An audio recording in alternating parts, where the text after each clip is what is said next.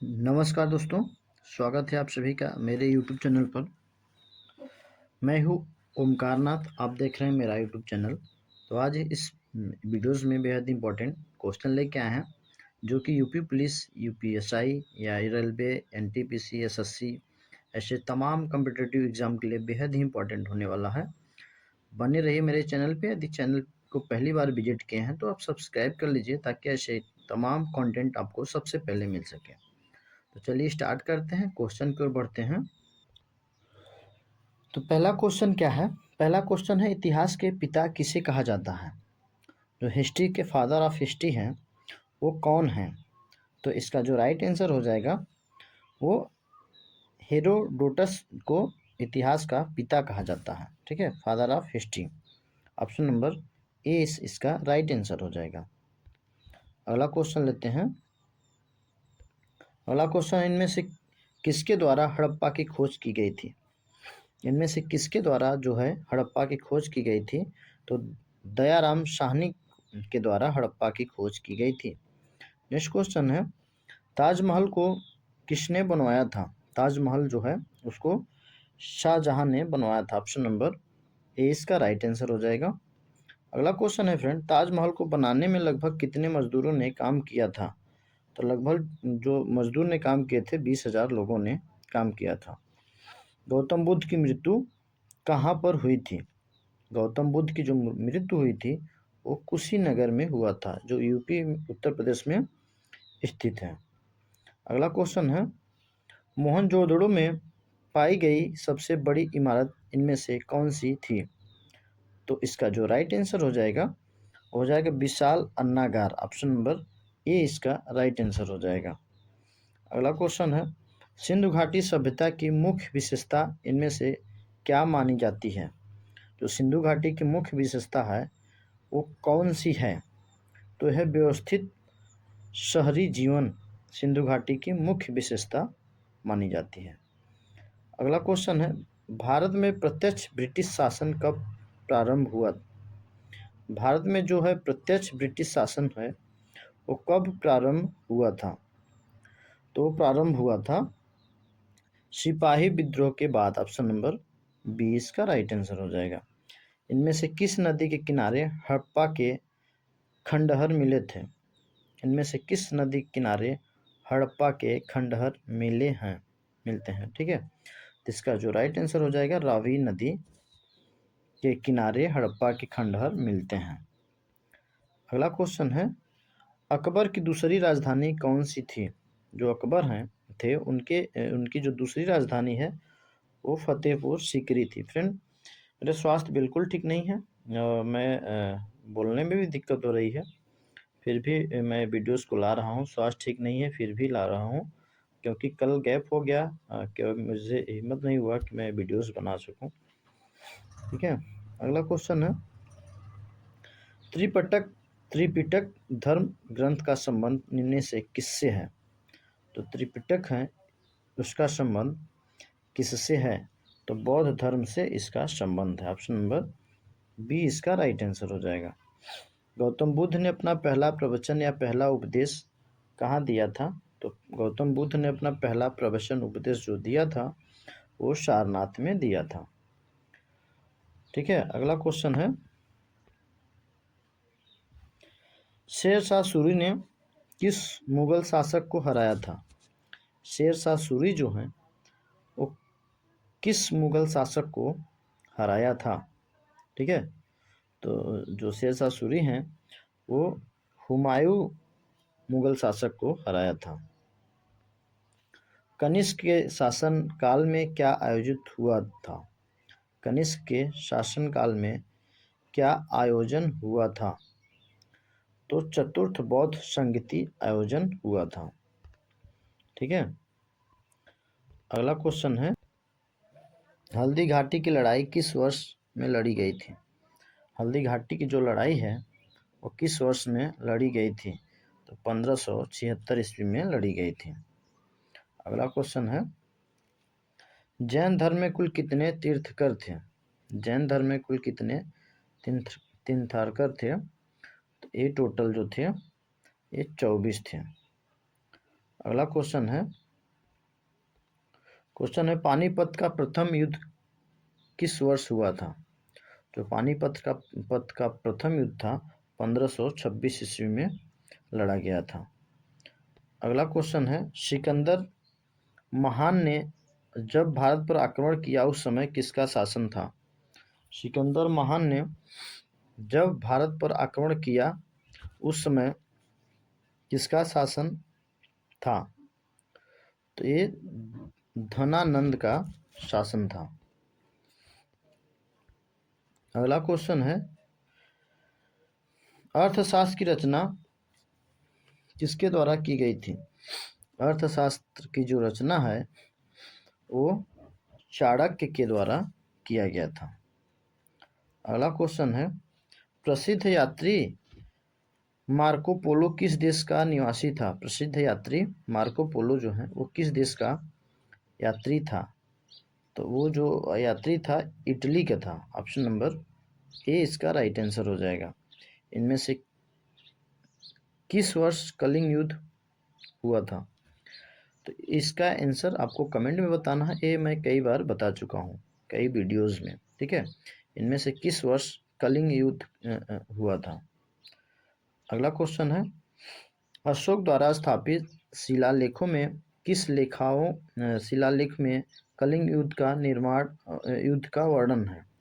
अशोक द्वारा स्थापित शिलालेखों में किस शिलालेख में कलिंग युद्ध का वर्णन है? तो ये है अशोक द्वारा स्थापित जो है शिलालेखों में से शिलालेख में किस युद्ध का वर्णन है? तो 13वां जो युद्ध है उसका वर्णन है। अगला क्वेश्चन है लोदी वंश किसके द्वारा स्थापित किया गया था? लोदी वंश जो है किसके द्वारा स्थापित किया गया था? तो बहलोल लोदी के द्वारा। भारतीयों के महान सिल्क मार्ग किसके द्वारा आरंभ किया गया था? भारतीयों के महान सिल्क मार्ग किसके द्वारा आरंभ किया गया था? तो कनिष्क के द्वारा आरंभ किया गया था। भारत में सर्वप्रथम स्वर्ण मुद्राएं किसके शासनकाल में चलाई गई थी? भारत में सर्वप्रथम स्वर्ण मुद्राएं किसके शासनकाल में चलाई गई थी? ठीक है, तो ये जो चलाई गई थी ये भारतीय यूनानी के शासनकाल में। अगला क्वेश्चन है चोल राजाओं की राजधानी इनमें से कौन सी थी? चोल राजाओं की जो राजधानी है ये उरैयूर में थी। नेक्स्ट क्वेश्चन जूनागढ़ शिलालेख का संबंध किससे है? जूनागढ़ शिलालेख का जो संबंध है वो रुद्रदामन से है। अगला क्वेश्चन है संगम युग के इतिहास का संबंध किस स्थान से है? संगम युग के इतिहास का जो संबंध है वो किस स्थान से है? तो तमिलनाडु से है। अगला क्वेश्चन है तमिल भाषा के गौरव ग्रंथ शिल्पदिकारम व मणिमेखलई का संबंध किस धर्म से है? ठीक है, तो हिंदू धर्म से है। ऑप्शन नंबर ए हो जाएगा। किस शासक को भारत का नेपोलियन कहा जाता है? किस शासक को भारत का नेपोलियन कहा जाता है? तो समुद्रगुप्त को भारत का नेपोलियन कहा जाता है। किस गुप्त शासक के दरबार में नवरत्न थे? किस गुप्त शासक के दरबार में नवरत्न थे? ठीक है, तो ये चंद्रगुप्त सेकंड के दरबार में नवरत्न थे। अगला क्वेश्चन इनमें से किस गुप्त शासक का अन्य नाम विक्रमादित्य था? इनमें से किस गुप्त शासक का अन्य नाम विक्रमादित्य था? तो चंद्रगुप्त सेकंड का। अगला क्वेश्चन है समुद्रगुप्त के जीवन पर लिखी गई प्रयाग प्रशस्ति किसके द्वारा लिखी गई? समुद्रगुप्त के जीवन पर लिखी गई प्रयाग प्रशस्ति किसके द्वारा लिखी गई? ठीक है, तो ये हरिशेन के द्वारा लिखी गई। अगला क्वेश्चन है इनमें से कौन सी रचना कालिदास की नहीं है? इनमें से जो कौन सी रचना है जो कालिदास की नहीं है? मृगकटिकम जो है वो कालिदास की नहीं है।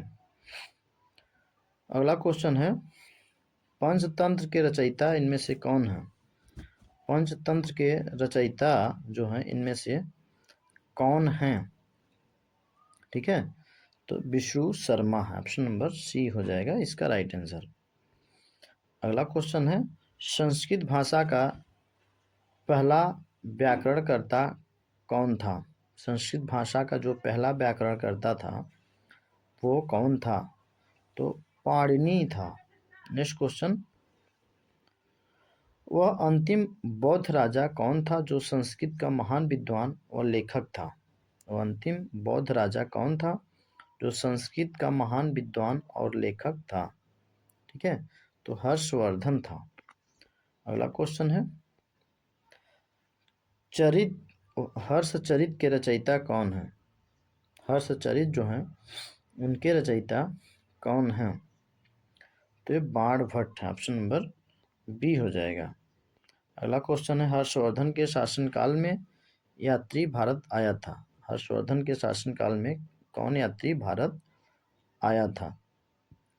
तो ये हेन सॉन्ग जो है वो हर्षवर्धन के शासनकाल में भारत आया था। इनमें से कौन सा नागानंद नाटक के रचयिता हैं? इनमें से कौन नागानंद नाटक के रचयिता हैं? ते हर्षवर्धन है। अगला क्वेश्चन है, वातापी इनमें से किसकी राजधानी है? वातापी जो है इनमें से किनकी राजधानी है? चालुक्य की राजधानी है। किस शासक द्वारा महाबलीपुरम के रथ मंदिर का निर्माण करवाया? किस शासक द्वारा महाबलीपुरम के रथ मंदिर का निर्माण करवाया? ठीक है, तो नरसिंह वर्मन फर्स्ट ने। अगला क्वेश्चन है, किसके शासनकाल के समय में अजंता व एलोरा की गृह चित्रकला विकसित हुई थी? किसके शासनकाल में अजंता व एलोरा की गृह चित्रकला विकसित हुई थी? ठीक है, तो राष्ट्रकूट के। नेक्स्ट क्वेश्चन है, इनमें से किसके मध्य तत्कोलम का युद्ध हुआ था? इनमें से किसके मध्य तत्कोलम का युद्ध हुआ था? चोल व राष्ट्रकूट के। अगला क्वेश्चन है, विजय स्तंभ का निर्माण किस शासक ने कराया था? विजय स्तंभ का जो निर्माण है वो किस शासक ने कराया था? ठीक है, तो जो कराया था विजय स्तंभ का निर्माण वो राणा कुंभा ने, ऑप्शन नंबर 20 का राइट आंसर हो जाएगा। अगला क्वेश्चन है, किसके द्वारा गीत गोविंद काव्य की रचना की गई? किसके द्वारा गीत गोविंद काव्य की रचना की गई? तो जयदेव के द्वारा गीत गोविंद काव्य की रचना की गई। किस शासक को दिल्ली सल्तनत का वास्तविक संस्थापक माना जाता है? ठीक है, तो इल्तुतमिश को माना जाता है। अगला क्वेश्चन है और लास्ट क्वेश्चन है, किताब उल हिंद नामक पुस्तक के रचयिता कौन है? किताब उल हिंद नामक पुस्तक के रचयिता कौन है? अल वरुणी हैं जो किताब उल हिंद नामक पुस्तक के रचयिता हैं। तो आज का वीडियोस कंप्लीट हुआ, यहीं तक था। ठीक है, यदि अभी तक चैनल को सब्सक्राइब नहीं किए हैं तो प्लीज़ लाइक शेयर और सब्सक्राइब कर दीजिए। मेरे स्वास्थ्य ठीक नहीं है, फिर भी मैं बहुत कोशिश करके मैं कंटेंट को कंटिन्यू कर रहा हूँ। तो मिलते हैं फिर अगले वीडियो में। जय हिंद, जय भारत।